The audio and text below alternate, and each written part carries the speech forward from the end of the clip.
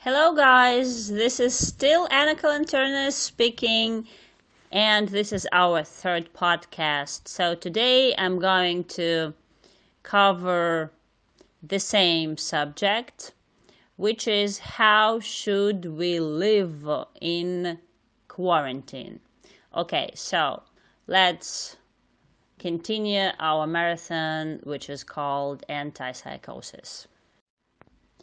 First of all, I want to say sorry because what I'm going to say may seem a little bit harsh to some of you.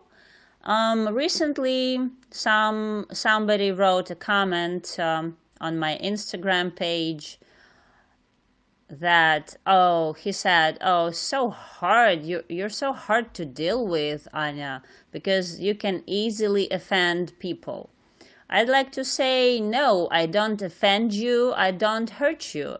It's your choice, you choose to be hurt. I'm just telling you the truth. Yeah, the truth may hurt. The truth may hurt, I can agree with that.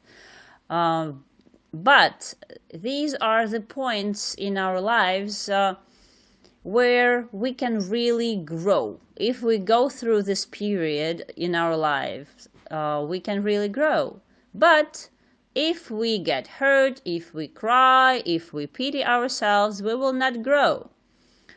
I'm sure that for most of you, this information is comfortable. And my task is to show you the reality as it is right now. And your task is to make a decision what you're going to do with this information. Alright, so I'm sorry for being very straightforward, but what I'm gonna say is that you can call shit, for example, with the scientific term, feces, or you can call it with other words, but still it is going to smell, right? So that's why I'm going to highlight this point for you.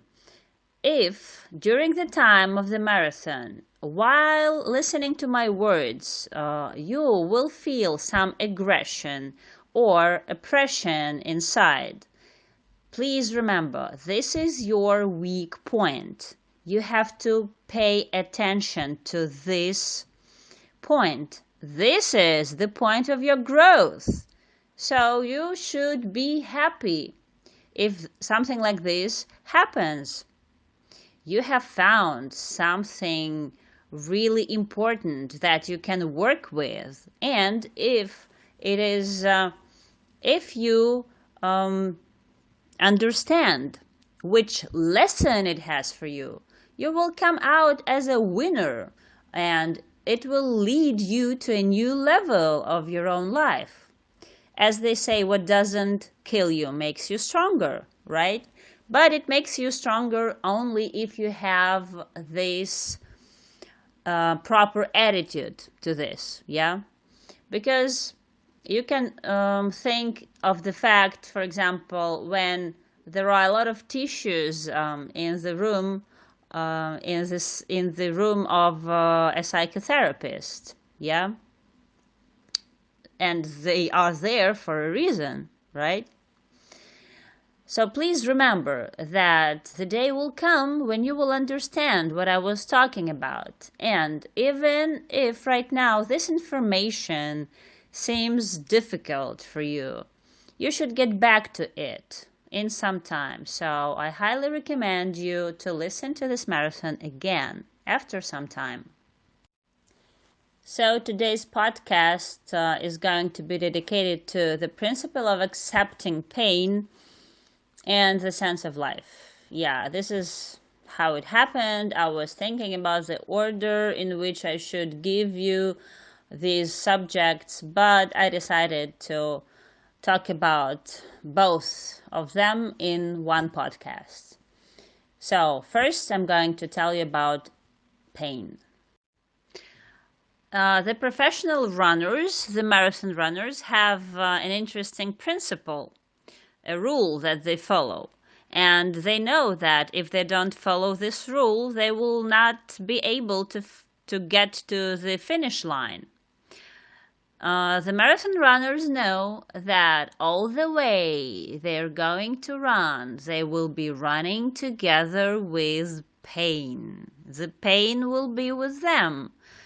Their legs will hurt all the way, and sometimes this pain can be unbearable. But what will they concentrate on is going to be their own choice. If they think about their pain or if they feel sorry for themselves, of course, they will quit the race.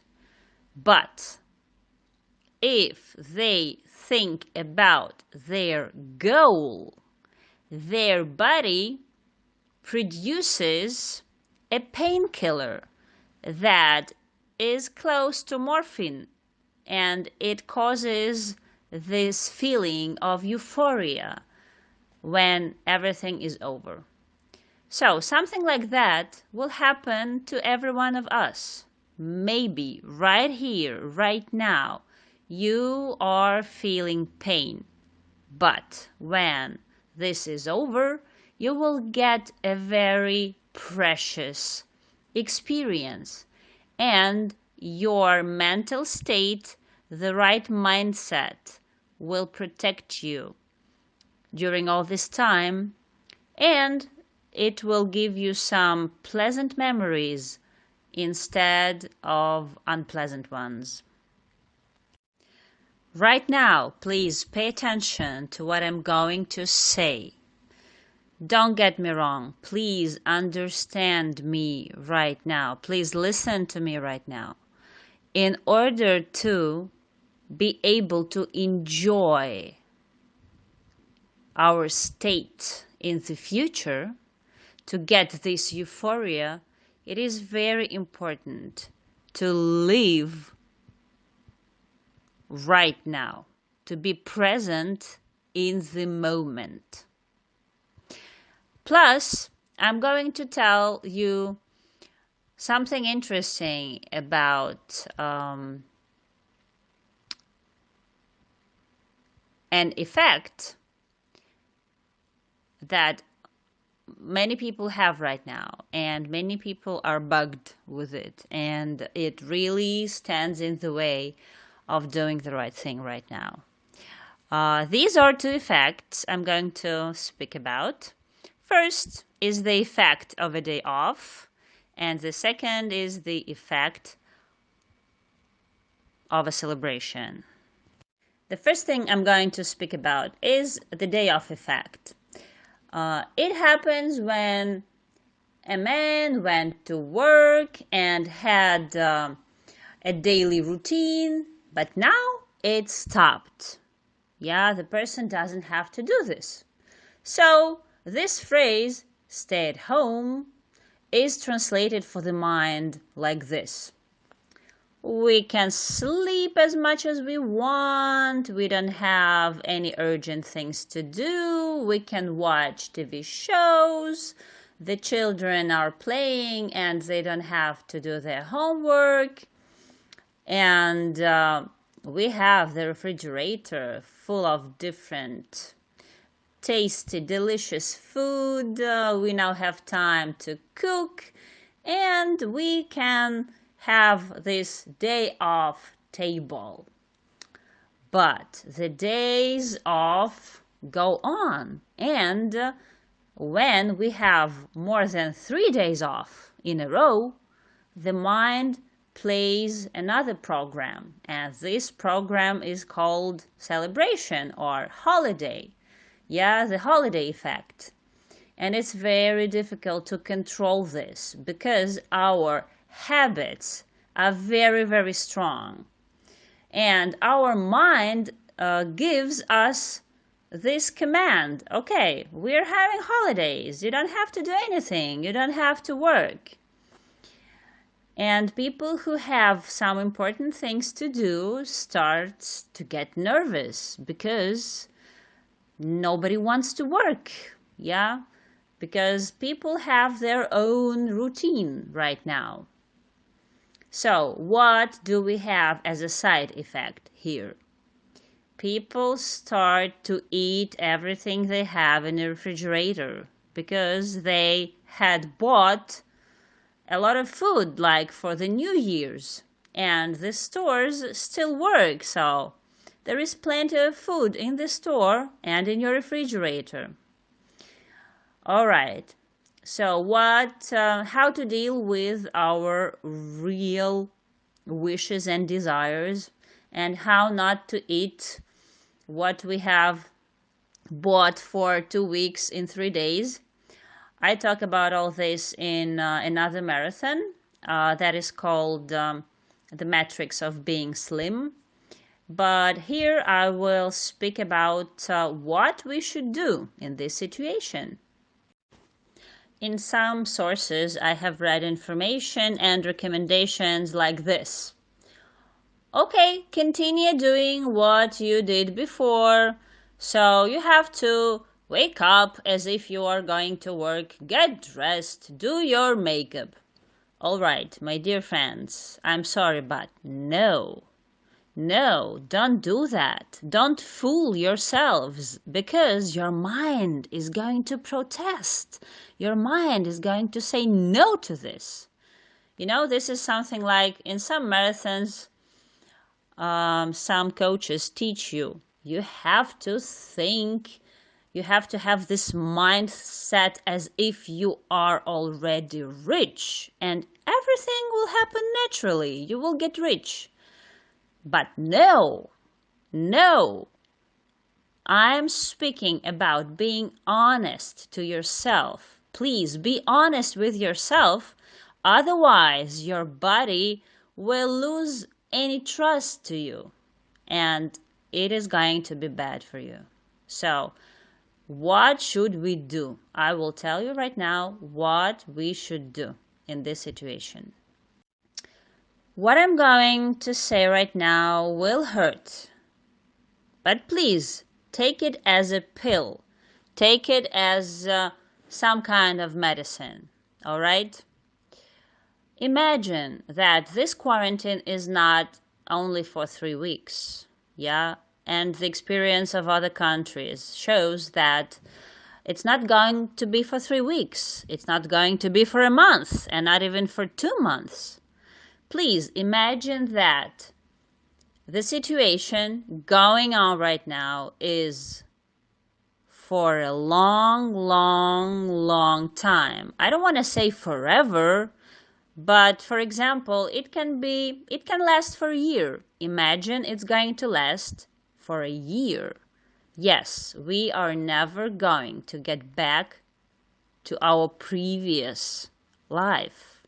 And it's true. When the quarantine is over, and it's going to be over sooner or later, we will have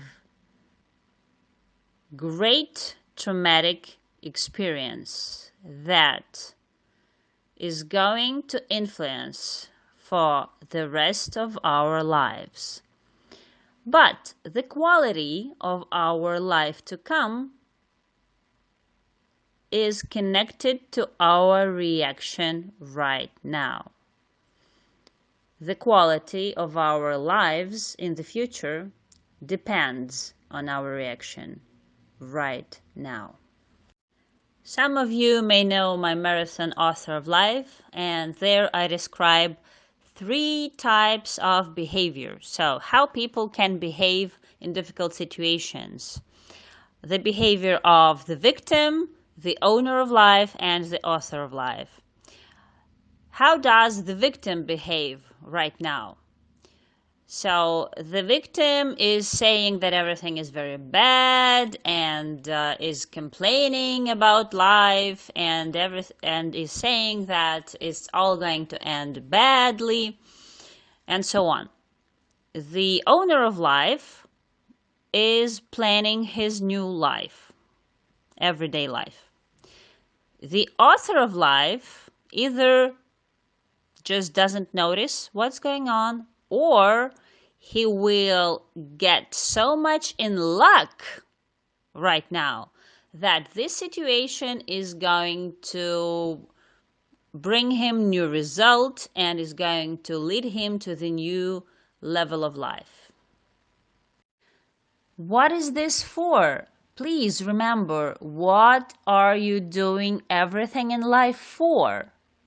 What for did you have a family? Did you give birth to children? What for did you buy an apartment? Did you go to work? What is your goal in this life? A person with a goal, a person who has his own meaning in this life, will overcome all hardships and difficulties. It's not even my idea. This idea was expressed by Viktor Frankl in his work, A Man's Search for Meaning. So Viktor Frankl is an Austrian psychiatrist who was deported to a concentration camp with all his family. And there, together with some other psychiatrists, he helped the victims who were in the concentration camps. He helped them with their psychological, mental state. And his goal was to help them overcome the initial shock. And he helped them, he supported them in their being in the concentration camp. And being there, he clearly saw that only people who have a sense of their living, who have the meaning in their lives, can survive.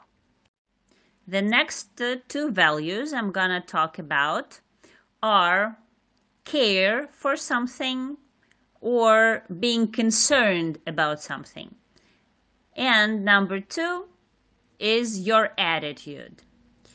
So, number one, when a person really feels the importance of something in his life, for example, traditions, his culture, his family, he really feels this, that it is important, and he's concerned, he cares for something. It really gives a meaning to life. And number two is the situation that we are going through right now, our attitude. So what is our attitude to the circumstances and the situation that we have right now and that we cannot change? Yeah. So right now our task is to accept the new circumstances, to take them for granted, and to continue doing what we were doing. So we should do what we can't do without in our lives. We shouldn't shout around that everything is going to be bad, but we should accept the situation that we have right now, and we should follow our path in our lives according to the situation that we have right now. And here we can observe a very interesting phenomenon. When a person defines the meaning of his or her life, then a person can fulfill himself or herself. Because when there is a definite meaning to life, this meaning demands from a person its own realization. Thus, the meaning gives the person a path to follow and helps a person to follow this path. And the more connection you have to your own meaning, the more comfortable and interesting following your path is. And the circumstances start to develop in such a way that you can follow your path in the most comfortable way. And all this becomes possible only when a person takes the responsibility for his own life even if a person's freedom is limited in the current situation, for example. So this is possible only due to the fundamental human qualities, such as the ability to leave the limits of your own body mentally and to see your future. Also, the ability to put yourself in other person's shoes. Also, the ability to dissociate yourself from the situation. When you can watch yourself and your life like some other person from a different perspective, from a different person's perspective. So I'm talking about the responsibility a lot in my marathon, Author of Life. But now I'm talking about a meaning of life. One more very important thing about destiny, mission, and your purpose or the meaning of your life is that it can change depending on the circumstances. And ta-da! Now we have different circumstances. The circumstances have changed. Surprise! And now it is the best time for you to picture, to imagine, what is this for? What does this situation mean for you?